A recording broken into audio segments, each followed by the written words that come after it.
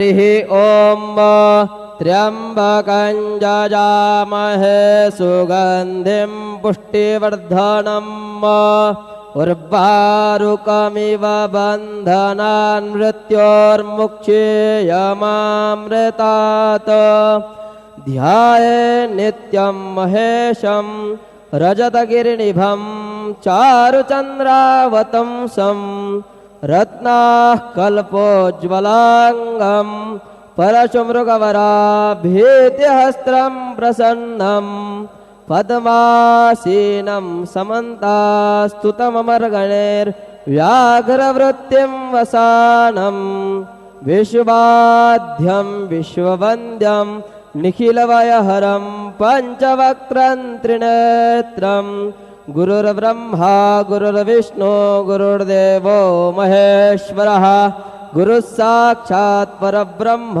तस्मै श्री गुरवे नमः। सद्गुरु साईनाथ देवताभ्यो नमः। सायं पूजा परिपूर्णार्थे साई चरणकमलेभ्यो नमः। चंदनं समर्पयामि श्रीखण्डं चन्दनं दिव्यं गण्डाढ्यं सुमनोहरं विलेपनं सुरश्रेष्ठ चन्दनं प्रतिगृह्यताम्। चन्दनं समर्पयामि चन्दनस्योपरि अक्षतान् समर्पयामि। अक्षताः सुरश्रेष्ठाः कुङ्कुमाक्ताः सुशोभिताः मया निवेदिता भक्त्या गृहाण परमेश्वर। अक्षतान् समर्पयामि सकलसौभाग्यमाङ्गलिकद्रव्याणि समर्पयामि।